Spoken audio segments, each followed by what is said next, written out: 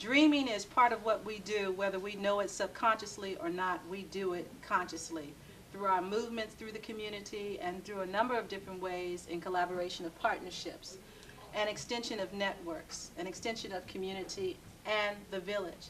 Speaking of the village, we're celebrating the 23rd annual Martin Luther King celebration here at Highland Church, and we're so glad that you've joined us, and we're so glad that Imam Mikhail Shabazz has joined us from the Oregon Islamic Chaplains Organization, a phenomenal organization that is doing work inside the prisons as well as outside in the streets and within our homes. We thank you for joining us, Mikhail, if I could be so kind to say that, my brother. Thank you very much. It's my pleasure being here. And as always, such an eloquent speaker and leader in our community. And I just wanted to offer an opportunity for him to share with you, because a lot of times we look at the denomination cross lines or gaps that may have occurred that folks try to establish with regards to Dr. Martin Luther King. But he was first and foremost a faith leader, and he was a leader to all communities as well as a brother. And I want to share that opportunity with you, Brother Mikhail, to talk a little bit about how his impact and connections with the Muslim community. Well, thank you very much. And I do appreciate the fact that you're highlighting the fact that Dr. Martin Luther King is first Reverend Dr. Martin That's Luther King. right. And I think it says a lot too, and how it impacts me is it keeps me focused on the very fact that faith is a continuum. Expression may vary, but Dr. Martin Luther King in his life and those who worked with him expressed in reality what faith is really all about. He stood for social justice. He stood for those things that impact the lives of all people without requiring them to be of his faith. He stood for what he believed in. So the interfaith workings, the collaborations and communications in the faith community is absolutely essential in order to move forward the vision of Dr. Martin Luther King. And I think that's important because the man was a change agent, but he never changed.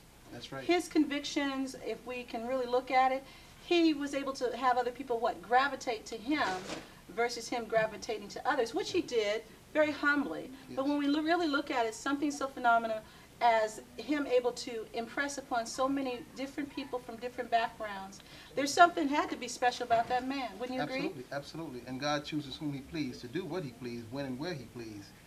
You said that Dr. King never changed, but he was a change agent. Water never changed, but is a change agent. Come on. Okay, so the water that he sprinkled or poured upon the earth, this human being, he was a vessel of a message, and he was indeed an agent of change, and the change came certainly not by legislation alone, but the change came by an act of God. And we can actually look at this man's life, this human being's life, and see the will of God manifesting itself through the mechanisms of society.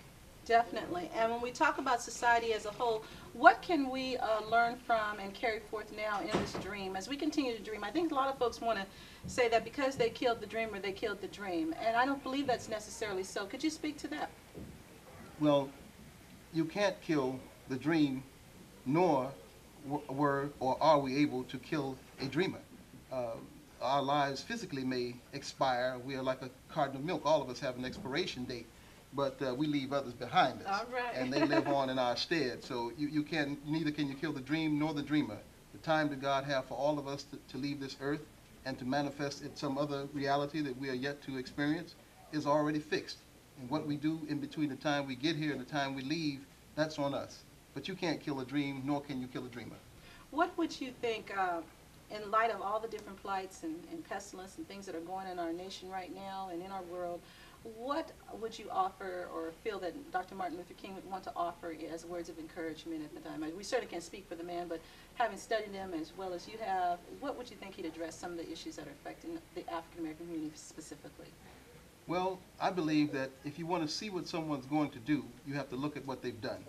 And if we look at what Dr. King did in the past, we know exactly what he would be doing today. He would be addressing the ills that are still prevalent in our society today, as he did in the times that he was here.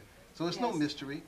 One of the things that I believe that Dr. Martin Luther King, Reverend Dr. Martin Luther King, would be addressing is our abandonment of those very principles, guidelines, and structures that he anchored himself in. And they were very moral, they were God-centered, they were very powerful principles that moved and changed things. We accepted the change and to abandon the principles in our lives. So there's a lot on us now.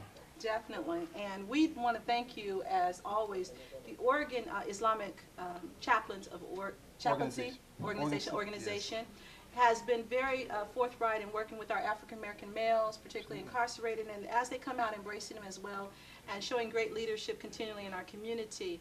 And we want to thank Brother Shabazz also for his leadership and what he's done. He works also with the City of Portland. We didn't even touch on that when we talk about employment opportunities, other ways to engage about making change agents where traditionally African Americans have not been always at the center of decision making and employment and just the economic development of our communities. So we thank you so much, Brother Imam Shabazz, and we wish you the best and blessings to you and peace. Thank you.